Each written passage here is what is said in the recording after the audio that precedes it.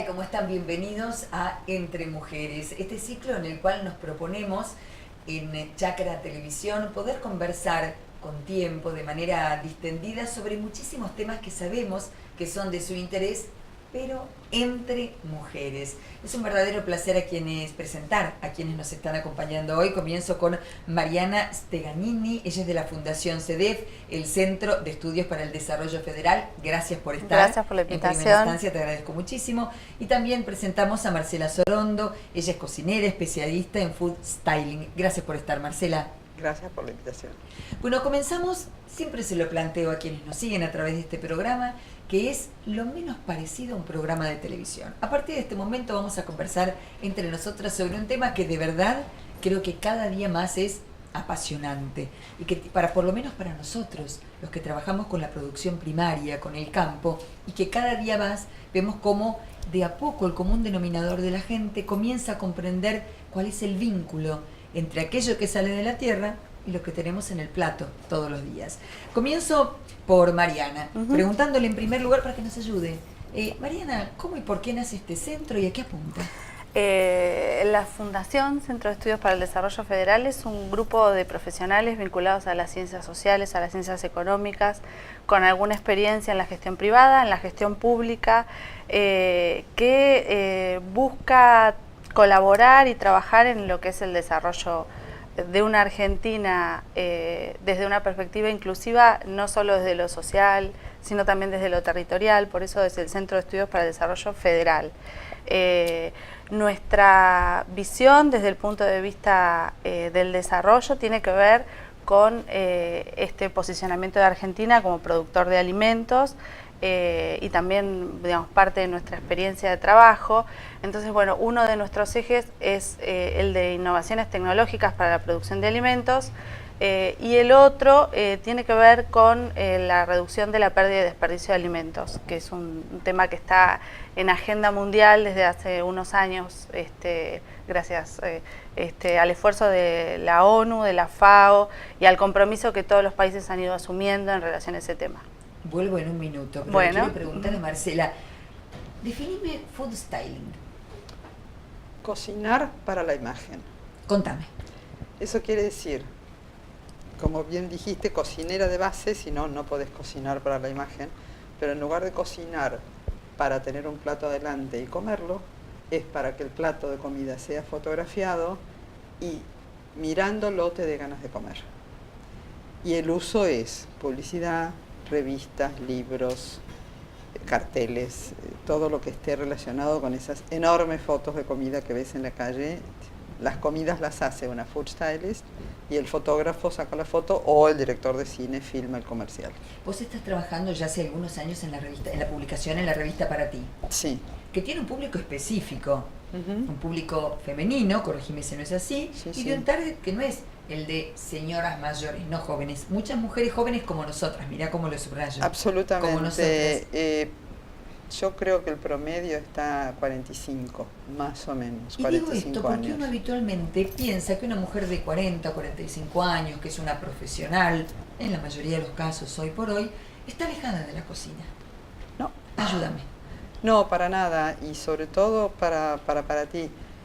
Todo el tiempo estoy generando ideas, recetas, porque dentro de lo que es el food styling, aparte de cocinar para la foto, también yo creo, invento y busco mis propias recetas, sacando cosas de distintos lados, mezclando y combinando, y se trata de poner un poquito de modernidad, porque obviamente sí hace 4, 5 u 8 años se empezó a usar quinoa en la comida y no la conocíamos, entonces alguna receta una vez o 2 veces al año la incluyo.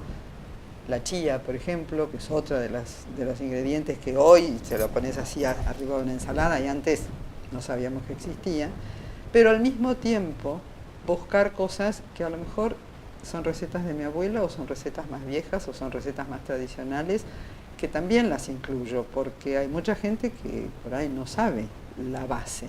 Entonces las recetas están siempre mezcladas y se hacen, y las hago, no se hacen, las hago de acuerdo a la época del año, consensuando con las chicas de la editorial, y la mayoría de las veces realmente hago lo que quiero, que es un placer, porque yo escribo lo que tengo ganas, les propongo las recetas. Ahora, no sé si esta semana o la semana pasada, había algo que se llama sushi bowl, que es una manera totalmente distinta de comer sushi. En lugar de comer los rolls, eso nació en Hawái, se pone arroz en un bowl y todos los ingredientes que vos podés encontrar dentro de diferentes rolls de sushi están todos sueltos. Entonces vos te armás tu bowl y vas poniendo las distintas pescados crudos, verduras, etc. Y eso es súper nuevo. Entonces, y es sushi, no es tampoco tan nuevo el sushi para nosotros. Entonces las recetas, sobre todo para ti, son eso, es una gran mezcla entre lo que sé que es el target y lo divertido de poner cosas nuevas. Vuelvo con vos y te dejo planteada una pregunta. Sí. ¿Cómo retomar aquellas recetas que vos mencionabas como recetas tradicionales sin, entre comillas, faltarles el respeto y adecuándolos a la necesidad de hoy? Mirá, no me contestes. Okay. Porque quiero hacerte otra pregunta a vos que tiene que ver también con la actualidad. Desperdicio de alimentos. Me quedé con eso yo también, ¿eh? Y pregunto, distintas, la banana sí, viste, toda manchada, no la llevo, gracias, prefiero que no, porque además no va a tener el mismo sabor. Voy a un restaurante de estos que puedo servirme libremente y le pongo copete al plato y después dejo la mitad y vuelvo a servirme. ¿Cómo es? Sí, bueno... Porque además, perdón, desde la tierra y hasta el plato, porque si yo tiro, no se hace acá en la Argentina, pero al voleo también estoy desperdiciando. Explícame todo. Sí, ahí hay una diferenciación entre las dos situaciones, ¿no? La de la tierra y el productor y la del consumo final, ya sea en un restaurante o en tu casa. Por eso decimos pérdida y desperdicio de alimentos. La pérdida es el desperdicio, el desecho que se da en las etapas de cosecha, poscosecha, almacenamiento. En cambio, cuando ya hablamos de la distribución minorista y del consumidor final, estamos hablando de desperdicio. La FAO en el 2011 empezó a hablar de este tema a través de un documento que fue muy impactante porque reveló que 1/3 de los alimentos que se producen en el mundo se desperdician, se desechan. Entonces, bueno, en un mundo con hambre, en un mundo que se plantea hacia el 2050 el desafío de llegar a alimentar toda la población con los recursos que tenemos como un desafío prácticamente imposible, sobre el que se están poniendo todos los esfuerzos, tiene esta paradoja de la pérdida y desperdicio de alimentos a esos volúmenes, ¿no?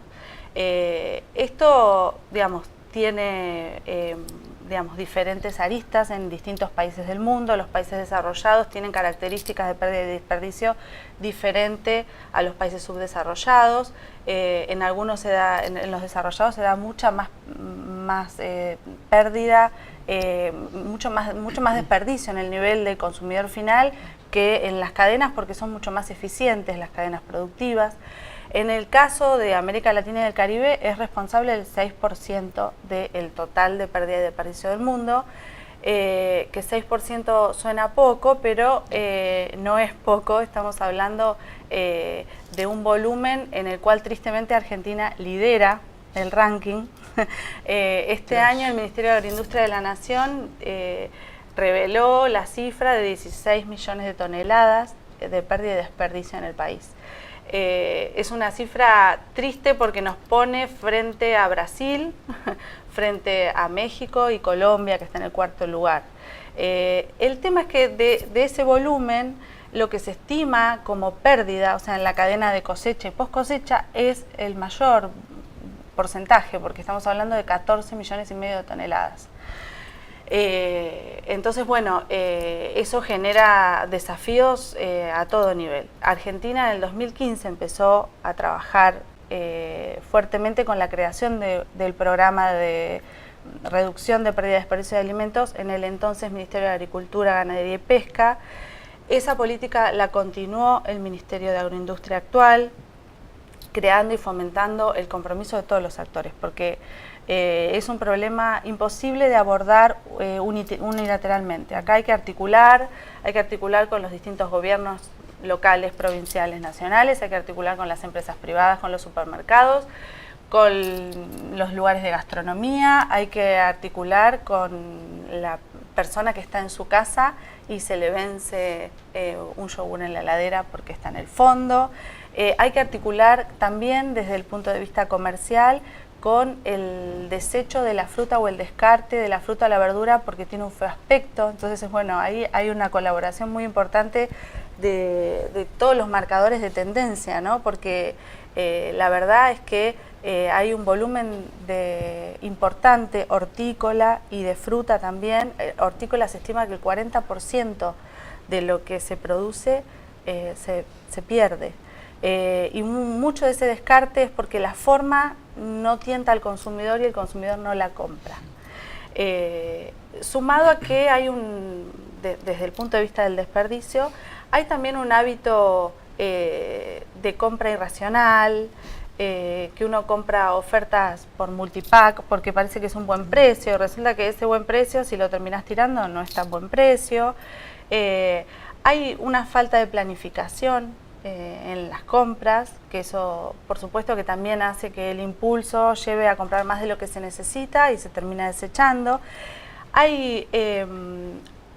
Se fue perdiendo con el tiempo, con esta vorágine en la que todos vivimos, la costumbre de reutilizar la comida que sobró.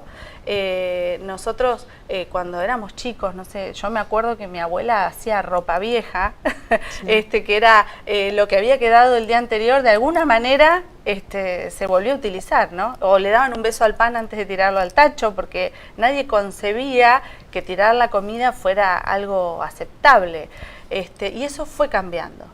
Entonces, bueno, hay varias cuestiones, lo mismo que los restaurantes, las porciones superabundantes, como decís vos, y también la falta de costumbre que nosotros tenemos, que en otros lados por ahí no están así, que si sobró lo que compré y quedó en el plato, tengo que pedir llevármelo y poder utilizarlo.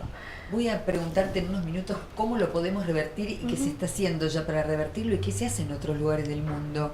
Y vuelvo, porque también voy a preguntarte qué rol puede desempeñar alguien que tiene nada menos que la posibilidad que vos tenés, no solo de cocinar, sino de darle visibilidad a eso. Pero primero, ¿cómo no le falta el respeto al guiso de mi abuela? Primero porque lo vintage está de moda.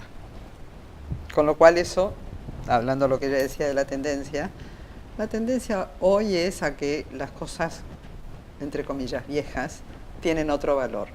Entonces, las recetas de la abuela vuelven a tener vigencia, pero obviamente no con una docena de huevos, sí acomodando las recetas a lo que es la vida de hoy, a lo que es la dieta de hoy, a lo que es el estilo de comida de hoy. Y eso pesa, y las porciones son más acotadas, y en todo caso, yo cuando escribo las recetas escribo por porción, nunca por persona, porque de repente hay una familia con 2 chicos y a lo mejor el padre de familia come el doble. Entonces, la receta es 4 porciones o 6 porciones. Y si es para una entrada, pueden ser 8 porciones porque servís mucho menos. Y si es para una comida principal, son 4. Entonces, en eso trato de compensar las cantidades. Después siempre trato de poner en las recetas un tip, una idea. Y eso es reemplazar una cosa que a lo mejor es más cara por una más barata, cómo conservarlo. Y una cosa que decía ella, el tema de la fruta. No se te ocurre comprar una banana que no esté toda perfecta, pintona, divina. ¿Qué es lo que puedes hacer con la banana que no está perfecta? La pelás, la cortás y la metes en una bolsa de cierre hermético en el freezer. Congelada, la pones en un jugo. Te espesa el jugo, te da consistencia y queda espectacularmente rica y nadie se entera que la banana tenía una manchita. Entonces, ese tipo de cosas son los tips o las ideitas que, depende de la receta, yo voy poniendo.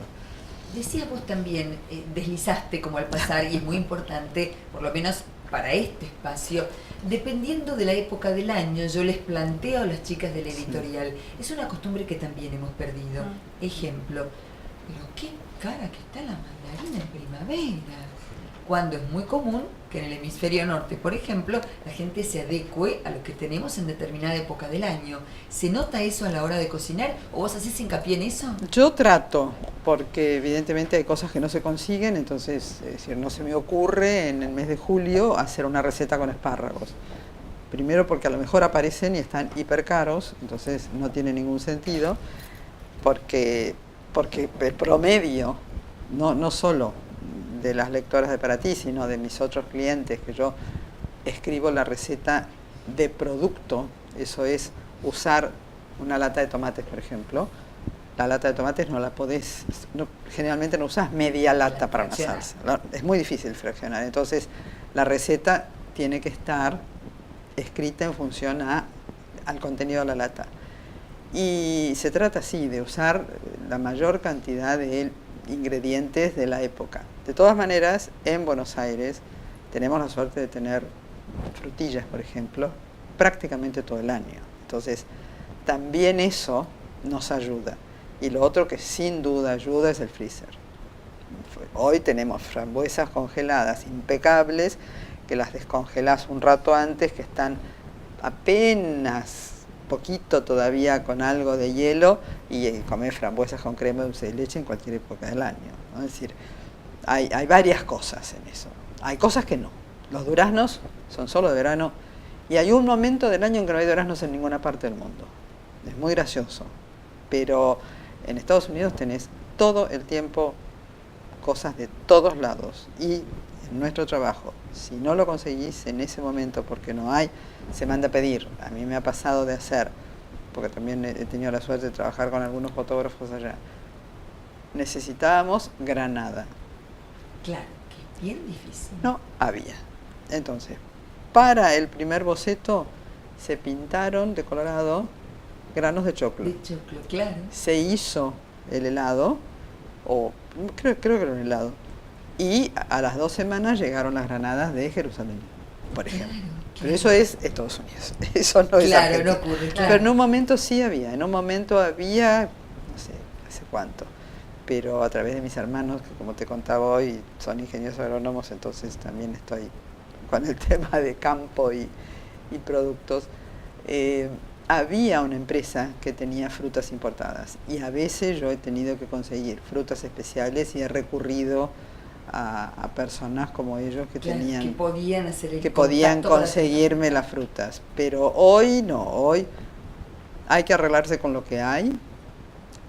Tenemos una empresa que está en Córdoba que nos manda, es decir, a mí por ejemplo, y a todos los restaurantes, no las hierbas, sino los brotes chiquitos, así, todos plumosos para ponerlos en las ensaladas.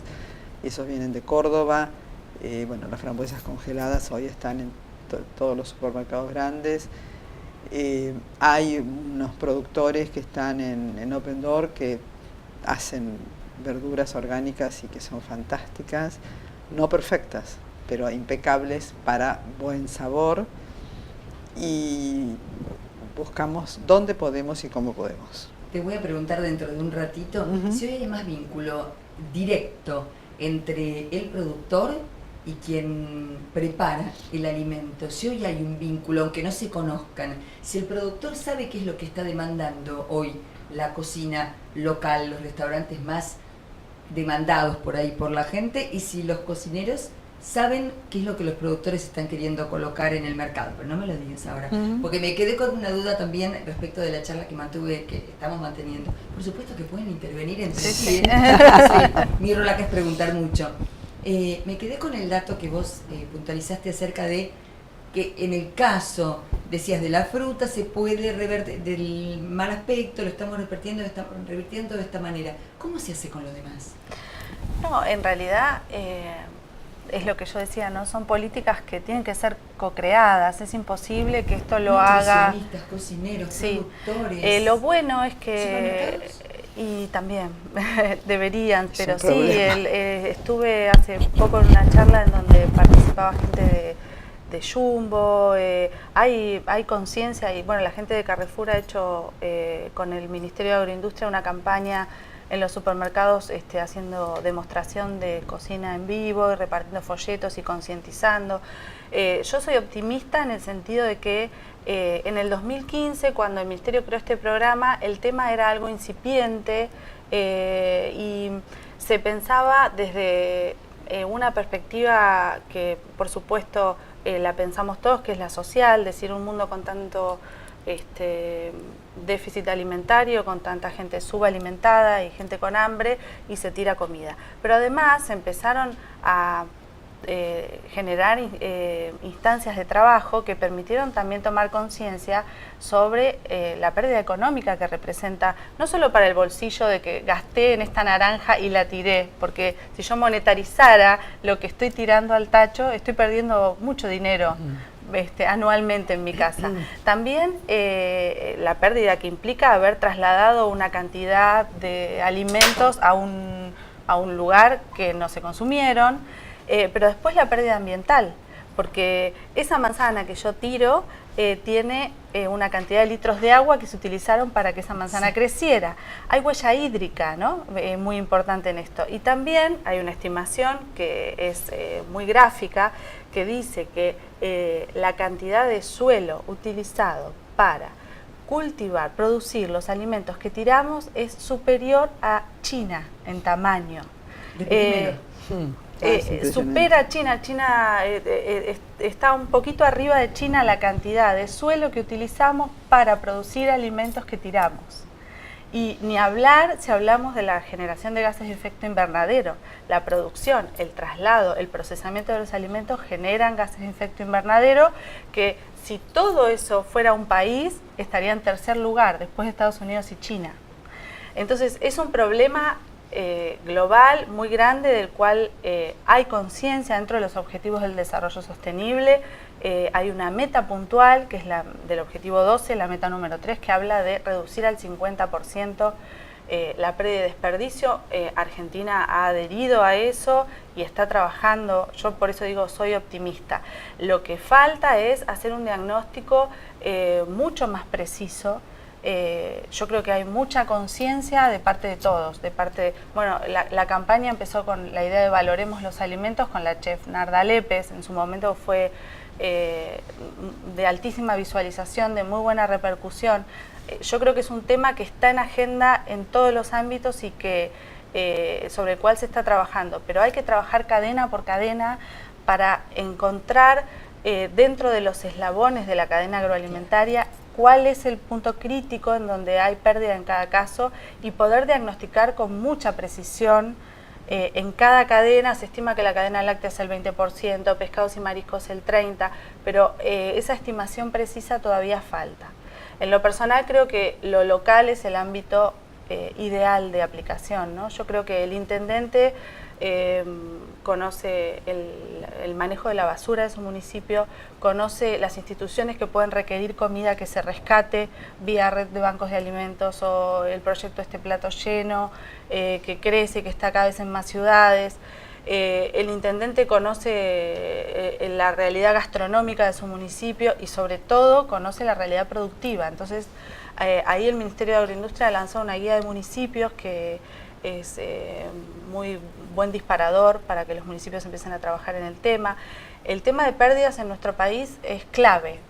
Si bien el tema de desperdicios no puede dejarse de lado para nada, pero los volúmenes que reveló este año el Ministerio hablan de que ahí hay un trabajo muy grande para hacer y que hay que empezar ya. Sí, vamos a hacer una pausa y enseguida regresamos. Y me planteo que si los productores agropecuarios argentinos pudieron fuertemente crecer, tecnologizarse, incrementar notoriamente en una misma superficie muchísimo su producción en cuanto a volumen, y luego pudieron, frente a una realidad que en algunos casos les era adversa, aplicar cada vez con más fuerza las buenas prácticas agrícolas, sin duda alguna podrán, con el devenir del tiempo, aplicar las buenas prácticas alimentarias. Sí. Pero hacemos una pausa y enseguida volvemos. Hay preguntas planteadas. Gracias. Esto es Entre Mujeres.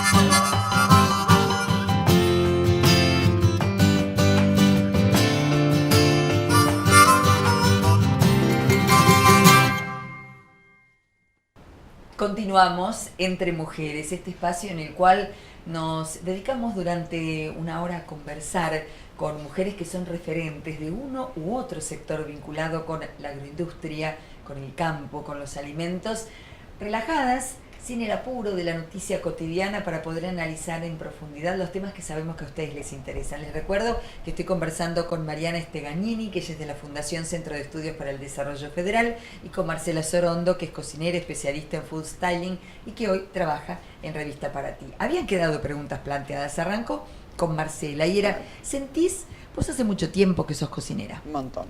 ¿Sentís que hoy hay más vínculo entre lo que es la producción primaria, el productor y tu tarea? Sí, sin duda, porque está saturado de ferias de alimentos y a la gente le encanta llegar al stand en donde hay alguien de Córdoba que trajo su harina especial de Algarroba o de Santiago del Estero o de cualquier otro lugar, y les gusta saber cómo se cultiva, de dónde sale y al mismo tiempo qué pueden hacer con eso. Entonces, hoy hay mucho más relación entre de dónde sale el alimento, cómo lo proceso, o cómo lo procesan, cómo lo compro y cómo lo proceso yo después para cocinar.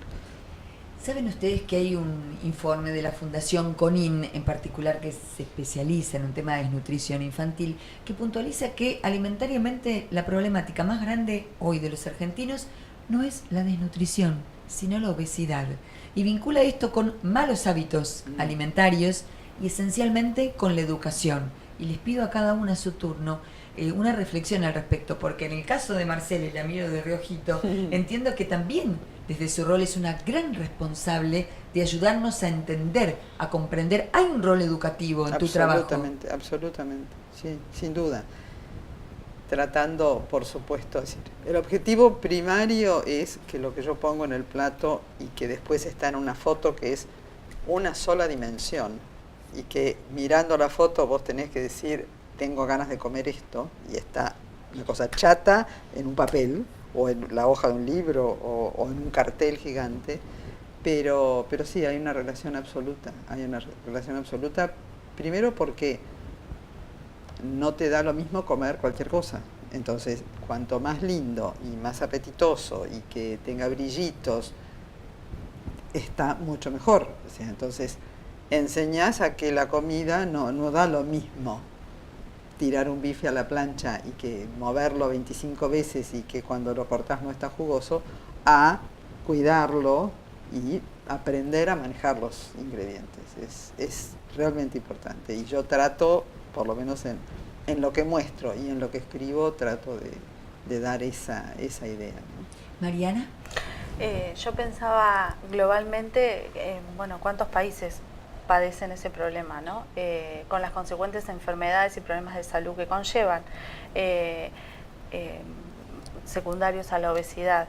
Y también que globalmente muchas veces se habla de que el problema de la alimentación en el mundo no tiene que ver con una producción de alimentos, sino con una gestión y distribución de los alimentos. Y me parece que el eje desde lo individual está en este eslogan que usa el Ministerio de Agroindustria y con el que se identifica el programa, que es Valoremos los Alimentos. Yo digo, algo que uno valora tiene que ver con algo que uno quiere, que no tira, que cuida, que se dedica a producirlo, que se dedica no solo desde el aspecto de la producción primaria, sino desde dedicarte un rato a cocinar en tu casa y no comprar un prefrito o algo que además lleva a una malnutrición. Yo creo que es un problema que tiene que ver con esta cultura de la rapidez en la que estamos y que por suerte hay una tendencia a volver, en esto del vintage, también hay una tendencia a volver a la cocina, a dedicarse a cocinar, a hacer una conserva, a guardar, a frizar lo que sobró y volver a utilizarlo, a volver a un guiso, a volver a armar un budín para la tarde, una torta, a cocinar. Y entiendo que eso es una de las formas de revertir esto, no solo de revertir el desperdicio, que es un poco mi tema, sino también que cuando uno le dedica tiempo a la producción del alimento, hace cosas de mejor calidad y nutricionalmente hablando, ¿no? La Sí. FAO le viene dedicando desde hace tiempo un año a cada alimento no tradicional, entre comillas. Ha sido el año de las legumbres, el año de la quinoa. ¿Vos crees que eso contribuye, Marcela, a la Sí. difusión o está muy lejano a la gente? Por ejemplo, ¿vos lo aplicás? Sí, sí, sin duda, sin duda. Hay algunas cosas que tradicionalmente son raras. Nosotros, salvo un guiso de mondongo que le pones garbanzos o un hummus, que son los garbanzos desmenuzados, los garbanzos no tienen buena prensa en general, pero en otros países se comen muchísimo. Pero entonces, no, yo veo la manera de incorporarlos, hago la crema de garbanzos, el hummus, por ahí en lugar de agregarle tanto aceite de oliva le agrego yogur, entonces queda una crema más suave. Para los que no les gusta el ajo le pongo otros condimentos y trato justamente de ir combinando estas cosas que aparecen nuevas. ¿Cómo y por qué te decidiste? Porque no es menor lo que te voy a preguntar. A ver. Decidiste dedicarte a la cocina. Desde que le hacía panqueques de barro con hojas de taco de reina a mis muñecas. Toda la vida. No. En casa se cocinó siempre. Mi abuelo cocinaba. La receta del locro que tengo, catamarqueño, es de mi abuelo de Catamarca, que él era de Andalgalá. Y esa receta fue pasando de mano en mano. Primero la hacía él, después la hacía mamá, y cuando mamá se hartó, la empecé a hacer yo, y el locro es 2 o 3 veces al año un clásico de toda la familia. En casa se recibía mucha gente, todos los fines de semana. Es decir, desde el 1 de mayo hasta el 1 de agosto, papá iba todos los fines de semana a cazar.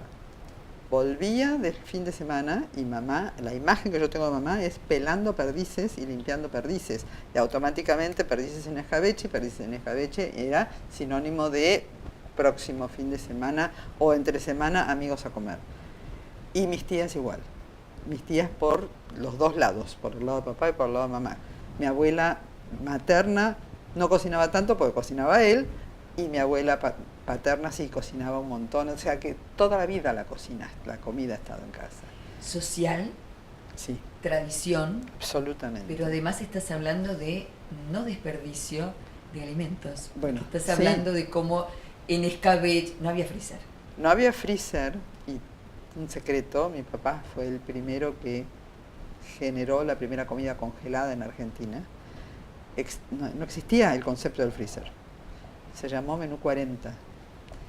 Tenían la planta, hacían, me acuerdo que traía las muestras a casa de sopa de cebolla congelada en bolsas y pastel de papas congelado. Y lo vendían en almacenes. Y las heladeras era la Siam con el congelador chiquitito en el medio. Pero sí, el uso del freezer para justamente la no pérdida, y el uso del tiempo, porque el uso del freezer es sinónimo menos tiempo. Y una de las cosas que yo les digo cuando a mí no me da fiaca cocinar, o no tengo ganas, o cocinar todos los días. Bueno, un día cocina 3 porciones. Vas a comer una y las otras 2 congelalas. Comprás la lechuga, la lavás, la escurrís y la guardás ya lavada y lista, y la tenés lista en la heladera, entonces hay mucho menos desperdicio. Sacás en el momento lo que está feo, que lamentablemente siempre está feo porque no está perfecta, inclusive aunque la saques de la tierra en ese momento, hay algunas hojas que las tenés que dejar. Pero todo lo demás, lavado, escurrido y guardado en una bolsa, con un papel apenas húmedo y bien cerrada, te dura 5 días en la heladera. Y entonces, ese tipo de cosas yo todo el tiempo trato de ponerlo, bueno, y cuando me dejan hablar lo cuento. Está muy bien. ¿Cuál es tu vínculo con el tema alimentos? ¿Por qué formar parte de este programa? En realidad mi vínculo, más allá de lo personal y familiar, tiene que ver con yo soy comunicadora, con haber empezado a trabajar en esta campaña inicial del Ministerio en el 2015 y haber entendido el concepto en positivo, ¿no? No decir el no desperdicio, el no desecho, ni siquiera casi nombrarlo, sino decir valoremos los alimentos. En esta línea propositiva creo que es mucho más rica y es mucho más posible generar montones de acciones y de cosas creativas que permitan conectar a la gente con el hábito de cocinar y conectar a la gente con el valor que tiene esa comida, que también es conectarlo con el productor. ¿No? Hablábamos hace un rato que el plato de comida es esa conexión entre el urbano y lo rural, está ahí. El otro día hace un tiempo escuchaba a Germán Martitegui hablar de que desde que conoció a los productores no cocina igual. Y creo que ese punto de valorar la comida tiene que ver también con valorar lo que hay atrás, el agua que se usó, el medio ambiente que hizo su esfuerzo para que ese alimento estuviera, y el productor que puso lo suyo. Cuando hablamos también de esto de que decíamos comer de estación, ¿no? Eso tiene que ver también con conocer qué se está produciendo en tu región. Y comer de estación implica también menos esfuerzo de traslado de la comida, sí. menos deterioro del traslado de esa comida, menos pérdida, claramente. Entonces son hábitos que me parece que engloban toda una matriz cultural mayor, y me parece que desde ahí es mi interés por el alimento. Les voy a pedir ahora otra reflexión. Hace muy poquitos días, en un encuentro que organizó el INTA, el Instituto Nacional de Tecnología Agropecuaria, estuvo presente la embajadora de México en la República Argentina, que posteriormente incluso está llegada hace muy poquito en esa función y mantuvo encuentros con funcionarios a nivel nacional, una mujer que participó muchos años en la UNESCO, y decía que ella fue una de las personas que trabajó arduamente para que la comida mexicana, alguna en particular, la tortilla que todos conocemos y que deviene, vos me vas a corregir, o que tiene gran parte de maíz, que es algo muy importante para los mexicanos en términos productivos, pero además de idiosincrasia, haya sido declarada Patrimonio Intangible de la Humanidad, la comida mexicana. Y ella explicaba que, entre otras cosas, durante mucho tiempo al maíz, que no fue modificado genéticamente para obtener más productividad, lo cual es mucho más que válido, a alguno de los tantos originarios se los despreciaba en algunos restaurantes muy elegantes de México, y que hoy son muy demandados por esto, de haber sabido que el mundo valoraba lo que en muchos casos los propios mexicanos no le daban valor. ¿Creen que es así en algún punto aquí o en otras partes del mundo? Acá no sé si tanto, pero en otras partes del mundo sí. En Perú pasó lo mismo. Perú, la comida peruana es patrimonio de la humanidad.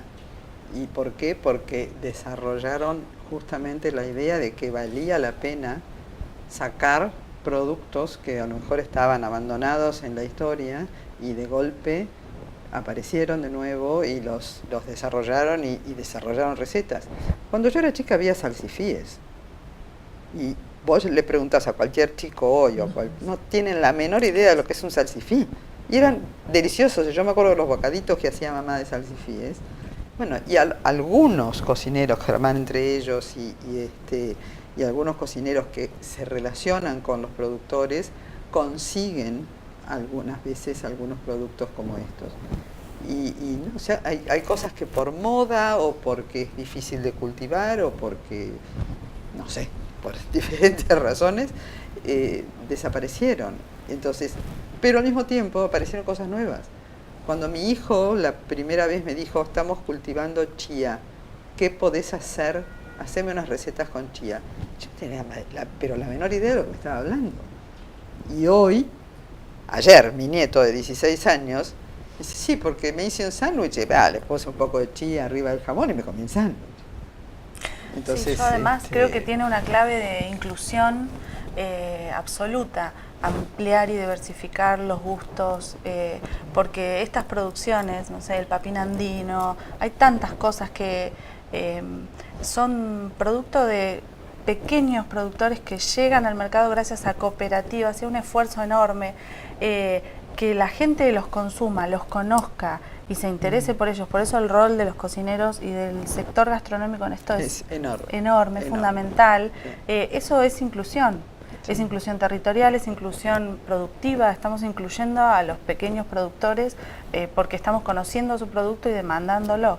Yo creo que, por eso digo, es un tema que tiene una perspectiva enorme, Sí. no solo desde lo individual y desde lo que cada uno consume, sino también desde generar esta Argentina productora de alimentos realmente diversificada y realmente inclusiva, ¿no? No tener siempre la misma gama de productos.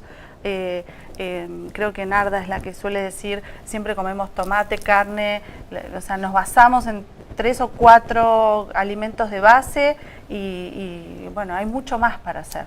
Yo creo que por suerte ya no tanto, y la gente se anima más a mezclar y a combinar, y porque bueno, entre lo que se ve en televisión, todos los programas que se desarrollaron de cocina, la cantidad de cocineros que vinieron de afuera y que mostraron sus diferentes comidas, y que se empezaron a cultivar cosas distintas, y aparte se empezaron a desarrollar y a promocionar la fiesta del morrón en La Plata o la fiesta del alcaucil, maravilloso. Sí. Entonces, ese tipo de cosas. Sí, hay toda una política de registro de denominación en origen, sí. En donde hay cada vez más productos, el melón de San Juan, sí. También, bueno... El pomelo en Formosa, estoy pensando en las claro, fiestas provinciales sí. que ponen en valor algún producto pero incluso, local, o sea, hay un interés en que eso sea un sello que agregue valor, sí, claro. ¿no? El chivito del norte neuquino, bueno, el salame de Tandil, un montón de productos que están, también, ¿no? Sí, un montón de productos que están ya con el sello de denominación, el membrillo dulce de San Juan también, ¿no? Hay varios que creo que eso es un apoyo enorme a la producción regional y yo creo que hay que difundirlo más todavía. Mariana, como comunicadora, vos dijiste, bueno, acá tenemos más problemas de pérdida que de desperdicio. Sí. Respecto del desperdicio, concientizamos. Educación, sí. Escuela, medios, el rol que puede ocupar Marcela desde una publicación gráfica de una tarea importante. ¿Y la pérdida? Mira, la pérdida yo creo que es el gran desafío. Ahí, más allá de esta guía de municipios que ha hecho el Ministerio y todo, el ICA reeditó una guía de la cadena agroalimentaria, la MECA, la medición de la cadena agroalimentaria, la reeditó haciendo foco en la detección de la pérdida. Y es muy interesante porque hace un detalle muy pormenorizado de la forma de registro de cada uno de los eslabones de esa cadena, que enumera como 26. En algunas cadenas serán más importantes unos que otros, pero esa metodología permitiría tener un diagnóstico y junto con ese diagnóstico de la mano una solución. Ahí es donde yo creo que la articulación es fundamental, porque nosotros podemos tener un proyecto, ir a un municipio, que es un poco en lo que estamos trabajando en la fundación, ir a un municipio y plantear, bueno, vamos a trabajar con los horticultores de la zona en detectar cuáles son los problemas en la cadena, hacemos el diagnóstico. Ahora, si uno de los problemas es que necesitan cámaras para preservar su producto hasta el momento de la venta y no hay financiación o no hay un apoyo del sector público, de un banco para decir, bueno, financiamos o generamos alguna política que motive o generamos alguna cooperativa, algo que permita que esa preservación del producto, si fuera, por ejemplo, esto de la cámara de frío, puedan financiarse un grupo de productores y tener una cámara para que haya menos pérdida, es muy difícil encontrar una solución. Digamos, ahí creo que hay una articulación más allá de la capacitación, que también es importante, de esta participación de entidades, digamos, más allá de lo público y lo privado, de entidades del tercer sector, en todo, incluso en el rescate de alimentos. Hay mucho trabajo en el mercado central también con eso. Digo, si nosotros logramos articular al productor con organizaciones intermedias y organismos públicos que reconozcan la problemática, estamos todos concientizados y podemos hacer un diagnóstico bien preciso, las soluciones tienen que llegar de manera eficiente. Como decís vos, son realidades que hemos podido hacer en nuestro país y sobre las que faltan algunas cosas, pero esto, ¿qué productor no quiere que su cosecha rinda más? Porque en definitiva termina teniendo mejor rinde. El tema es que, bueno, las posibilidades y las soluciones a veces no están en sus manos. Entonces, bueno, creo que la articulación ahí y el fortalecimiento de la institucionalidad privada y la institucionalidad pública son la clave. Una pregunta más, ya estamos en tiempo, y es, entre nosotras, nadie nos está escuchando. Contanos el secreto de tu tarea. Yo escuchaba en la previa, hasta con bisturí es trabajo para lograr que alguien se apasione por un alimento, que tenés razón, uno no lo piensa en el día a día, está en un papel. Por más linda que sea la foto, ¿cómo puede resultarme atractivo un plato?